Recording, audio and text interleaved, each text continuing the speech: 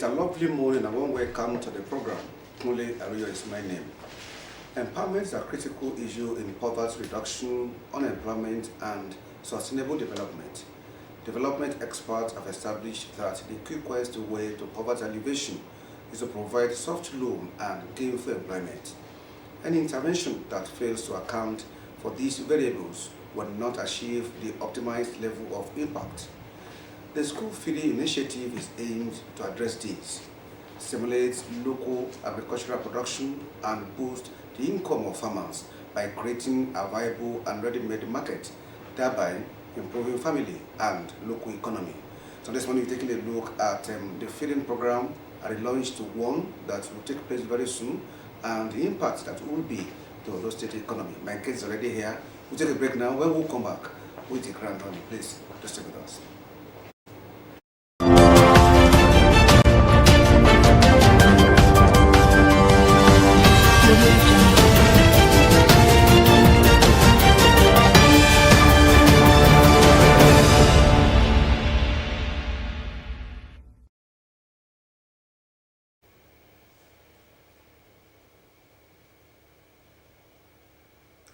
Welcome back. But just joining us the program at the school feeding and the broader economic value of that initiative by government. And I have to discuss with me today. I have Barrister Felix Alonge, the Senior Special Assistant to the Governor on Social Investment. It's a pleasure to have you on the show today. Oh, thank you. I appreciate it. God bless your station. Thank you so much. It's been a long time. Yeah, we've been getting this issue of school feeding at the point the initiative, the program, yes, was suspended by government. What would you say is responsible for that suspension? At the inception of this administration, under President Bola Ahmed Tinubu,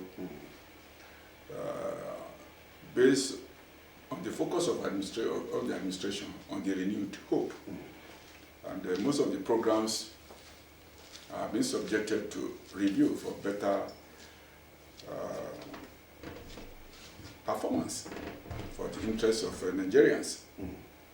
And the social investment program is one of such programs. And the minister was assigned to midwife for the implementation of the various social investment programs.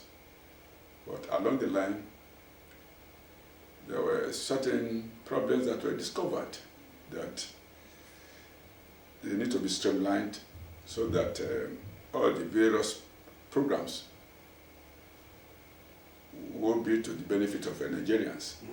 And thank God, most of the teething problems are now being resolved. And the school feeding program is one of such initiatives. Because apart from the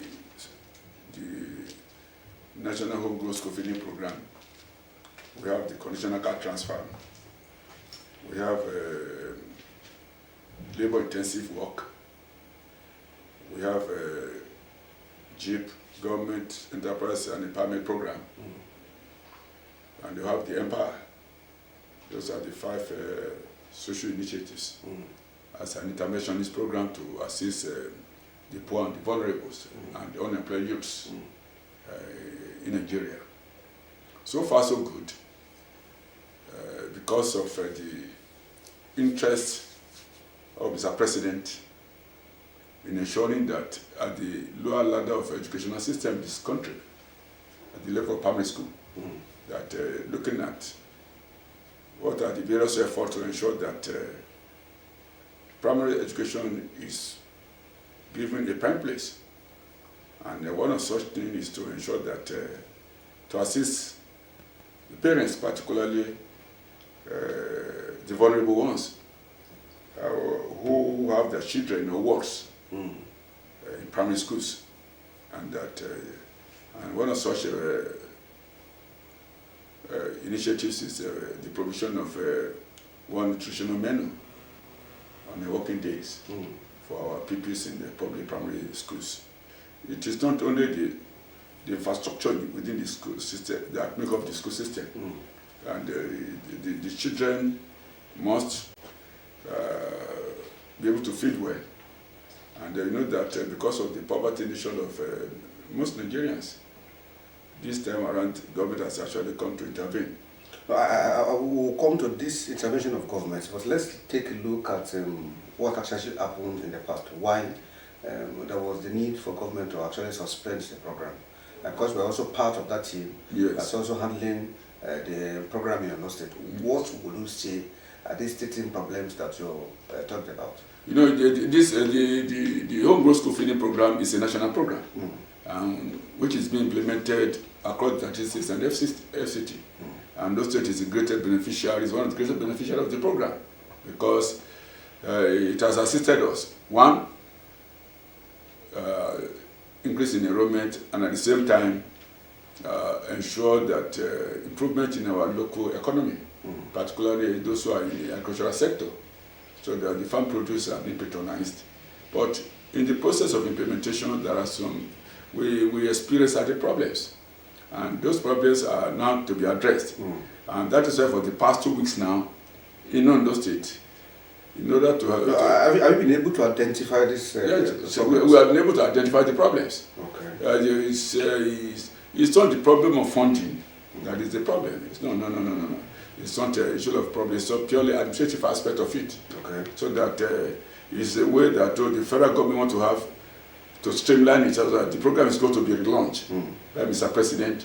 And as a way of relaunching it, we need to do some preliminary activities. Okay. Particularly, the major players in the school feeding programs are the cooks. And the process of recruiting them or engaging them, we have to be meticulous. That these people, I've also seen you also moving around local government, actually talking to this class of people. Yes, we have covered about 16 local governments, remaining only 2 local governments to be covered. Okay, which are these local governments that need to be covered now? It's Akure South and Akure North. Okay. Those are the 2 local governments that are still remaining, and Wednesday, okay, I think we are going to, because those that have been invited, we also have interface with them at a designated center. So have you started talking to the cooks now? Well, that is the purpose. We started the issue of sensitization and rehabilitation of the cooks. Some of them took part in the last dispensation, and no ones are not being brought in. But some of the old ones will still be engaged. Those of them that have done very well, and they also bring the new ones. But what we have actually discovered, which was a major problem in the first phase of the school feeding program, was that most of the cooks were not committed for the implementation. Some of them, they took our money and they didn't do what was expected. Some of them complained that the distance where they are living was far from the schools, where they are supposed to take the menu to. And that is why this time around we are finding a way of avoiding such things. There are so many rural, a lot of our schools are in rural communities, even in urban centers.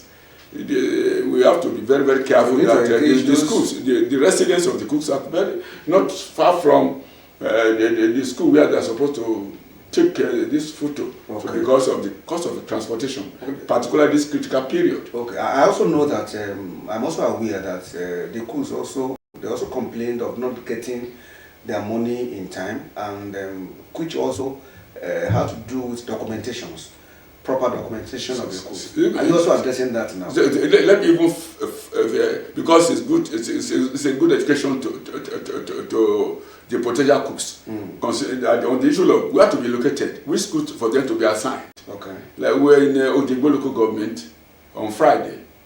We had direct interface with those of them to be engaged, so that you cannot be living in Ore and you are being posted to Akin for Selen school on the way to Ore, so that I try to make sure that at least maximally you need to take more than 1 drop of the taxi or Okada before you get to your school, because so that what is supposed to be your own benefit, your own gain, will be totally taken away by transportation. But what we now look at, we have interface with you and confirm from community members that it is true that this particular person is actually in this particular location. And at the same time, by having interface, we look at your age. oh, this person is too aged for this sort of assignment. Such person will not be engaged. And to, oh, look, this person, oh, it's not the vulnerable person. Because this program is actually for the vulnerable ones, for them to be assisted. And we don't even give this assignment as cooks to high-profile cooks who are having big restaurants, who are engaging in a lot of social that in most cases they don't even need this money. And it's also showing that you have to take it. No subletting. You don't need to sublet this job to another one, because that's one of the problems we encountered at that particular time. Particularly those people that they have political godfathers and they took the job, and at the same time they not sublet it to another person. So that at the end of the day, instead of giving our children good food, you give them, you prepare junks for them. But this time around, we are not going to take nonsense from anybody. So how many of them are you also looking at now? We are looking at an average of 1,500 cooks across. Okay. And even we have some men also being engaged. It's not only for the women. Okay. We have some, but it is so good that we now centering them and validating the list, so that there is no political coloration in the way we are recruiting those cooks now. So that our major interest is that how would the interest of our pupils, our children, be fulfilled, and at the same time that these people are actually healthy to prepare, because we also after this initial stage of selecting them, we are then they go for medical tests. We are going to collaborate with the Ministry of Health and the HMB to look at the health situation of these people, so that somebody that's having a serious medical challenge or one ailment or the other, it will be very dangerous, very injurious to the health of our children, so that such people will not be engaged. So that those of them that have even been preliminary clearance, it's not the final. At the level of medical test, such persons may still be disqualified, so that will not bring any new ones. And the other one that you have also talked about, which is also critical, is the issue of how did they get their stipends. Their money goes to their account directly. No money comes to our office. The money comes from Federal Ministry of Finance to their various accounts. But what I've been experiencing in the past is that I've actually corrected is that somebody will, it's okay, you bring somebody that is engaged. At the end of the day, the name of the cook is here, but the account being given, the account belongs to another person. And when the money is transferred to the bank, because of irreconcilable differences, such cook will not get money. And that is why we are now very, very meticulous to ensure that this account actually belongs to this particular cook. And the only way to ensure that it actually belongs to the cooks is to go to the bank and print out their BVN. We need a BVN printout, because the arrangement in the BVN is the one that is authentic as far as the bank is concerned. If there is rearrangement of the names against how the name is being arranged in the BVN, such person will not collect money. I do think those in the rural area will be able to meet this laid down criteria for them, because we also know that most of them in the rural area do not have own bank account. We have gotten designated accounts. We majorly look at in Nigeria, in Akoko area, which bank that is easily accessible to them. If the CBA, so they will need to go and open account. Yes, if they cannot, we assist them also, because in the last dispensation, we took the bank officials to their doorstep to assist them to register, because we are trying to find a solution in which the cost of engagement is not there as far as they are concerned, so there will no big additional financial burden on them. I also know that we also have some places we do not have banks.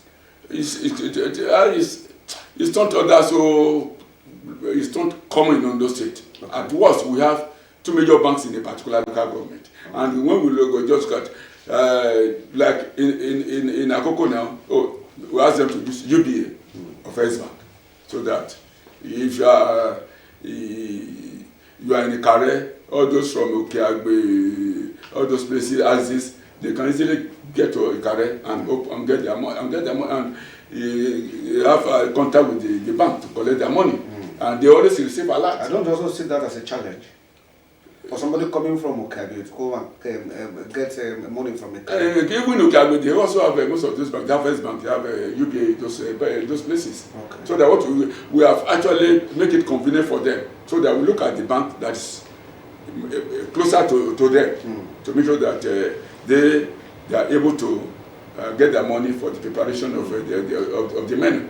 And you know, why we call it a homegrown school feeding program is that the menu being given to them in Ondo State, it's not the same thing in Oyo State. It's not the same thing in Kano State. It's not the same. We'll come to the content of the menu because Yes. I've also highlighted here because I know you also use egg, Yes. you also use fish, Yeah, which also increase the production of these items that I also mentioned. Yeah, exactly. But let's look at the payment.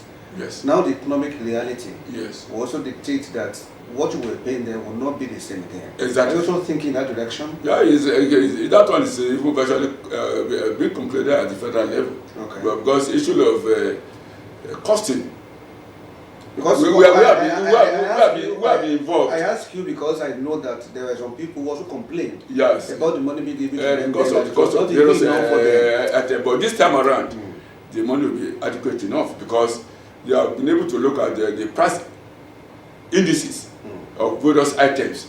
Look at what is the cost of yam, what is the cost of rice, what is the cost of beans, what is the cost of all those things. So that at the end of the day, they were able to break even. There will be returns on investment as far as they are concerned. So that nobody want to engage in any business in which profit will not be there. Because one of the reasons is that they have been engaged that we want them to live well, to be above the poverty line. That is the purpose of developing the local economy. When you are developing the local economy, it means the cooks, the farmers, everybody will have reasonable means of a livelihood. So that at the end of the day, they be able to train their children from the process of being engaged, and at the same time start gathering their own bylands, do other businesses, particularly the women, assisting their spouses in ensuring that they have better social condition.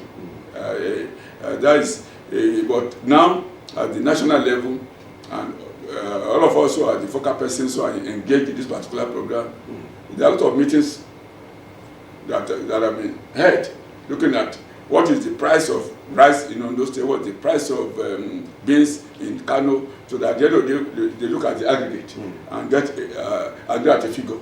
Because what is to be paid to a particular cook is based on per child. What is paid per child in a particular state is what is paid to a particular child, but you look at the aggregate prices, so that a kg of a particular... What will be paid in Ondo State will not be the same as what's going to be paid in Lagos. It's virtually the same. What they look at the parameters, so that at the end of the day, it's going to be, sometimes the enrollment is also matters a lot. Like in Ondo State, we have a reasonable figure, but not other so as like the northern states, in the sense that private schools are more in most of the western part of Nigeria and the eastern part. Because of our time, let's quickly take a look at the menu. What should we expect from the menu? Now we are going to at least nutritious menu, because the program, the cognitive ability of the pupils wants to develop, so that they develop their mental capacity, so that they will be able to do well. And for the last 4 or 5 years, our pupils have been performing very well because they now have settlement to stay in school, and because of that, they listen very well. They are more stable in classes because of the quality of the nutritious content of the menu. Yes, I asked you about the menu because I'm also looking at those people that you also need to engage. Yeah, the aggregators. I've also seen you talking to the aggregators. The aggregators, those who also produce egg, those who also produce fish. Yes. We are already talking to them. We have some of them before. Some of them are still. Are you also convinced that we'll have enough that even particularly, we thank God about the person that God has actually brought in the center of leadership as the governor of Ondo State now, and His Excellency, the governor of Ondo State, Loko Rimisanyi Datiwa, is so interested, so much interested in this particular program, and it's already giving us all the necessary support to ensure that Ondo State benefit maximally. Are you talking to egg producers now? Yeah, we are already talking to them. Even those who are even the beef, those are going to give us the meat from a cow. Okay. Are you talking to them? Are you talking to those who are going to supply the eggs? Those are going to supply the crayfish, and those are going to supply the fish. They're talking to them because it is what we can access locally here. But the cooks will be allowed to buy their rice. They will buy the beans on their own.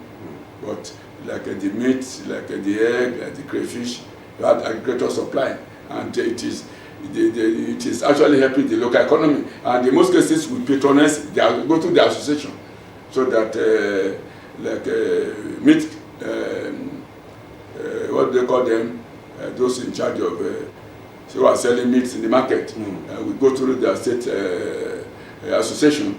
And they also, their chairman will have to relate with the local government chapters. I asked you if you are talking to them because of the production, because they also need to increase their production. Exactly. Because of the issue of demand and supply. Exactly. Now, if you also go to take eggs from them, don't you think it will also affect the price for we are going to, the price that they're going to supply will be the realistic price. It's got to be a price that is in tandem with the economic reality of today. And that is why the president is taking his time to make sure that, this program must succeed and we must get value for it. And I thank God that the wife of Mr. President, Oluremi Tinubu,